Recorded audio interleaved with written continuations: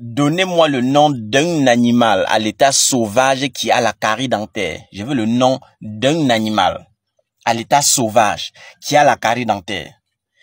À l'époque, les grands-parents parlaient de certaines choses, mais moi, je refusais de comprendre parce qu'ils utilisaient des faits pour expliquer les choses.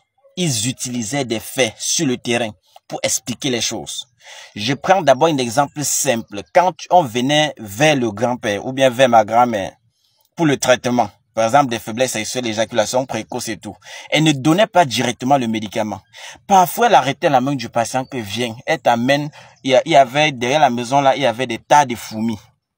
Une fourmilière avec beaucoup de fourmis. Elle te dit, urine ici à côté. Lorsque tu urinais à côté, si les fourmis s'accostent vers l'urine, elle dit que pour gérer ton problème, il faut d'abord casser le sucre. Pour casser le sucre, elle cherchait d'abord l'écorce du manguier, elle cherchait les feuilles de goyavier et le roi des herbes qu'on appelle ageratum. Tu buvais d'abord pour réduire la concentration du sucre avant de démarrer avec le médicament des faiblesses sexuelles. Parce que elle a constaté que dans ton sang, il y avait trop de sucre. C'est ça qui perturbe la libido et ne te permet pas de sécréter normalement la testostérone qui est l'hormone de l'homme. La grand-mère connaissait ça, mais elle ne savait pas expliquer. Autre chose, elle attirait toujours notre attention. Elle nous disait toujours que pour les gens qui venaient pour des problèmes de mauvaise haleine, les gens qui avaient les dartres dentaires là, quand tu venais pour prendre le médicament, parce qu'on dit que le ventre est sale, oh c'est ça qui remonte comme ça, c'est monté, c'est descendu. La gamme disait que non, on va aller progressivement.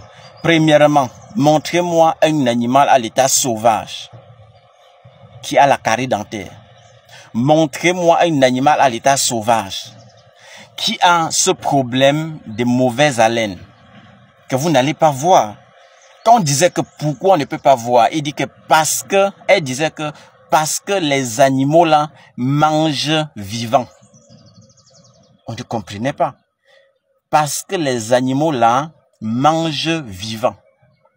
C'est pour cette raison qu'ils n'avaient pas des problèmes de mauvaise haleine ou bien des caries dentaires.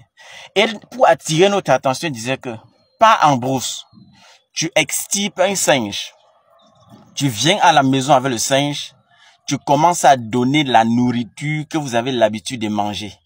En 2 mois, le singe en question doit avoir une mauvaise haleine. Ça, c'est d'un. De 2, le singe doit avoir la carie dentaire. Que tout ce qu'on soigne avec, c'est dans la nature. Il faut que la nature soit en même temps notre médicament. Que ce qui nous tue, c'est parce que ce qu'il faut même manger frais, cru, on ne le fait pas. On cherche tout moyen possible de compliquer l'aliment.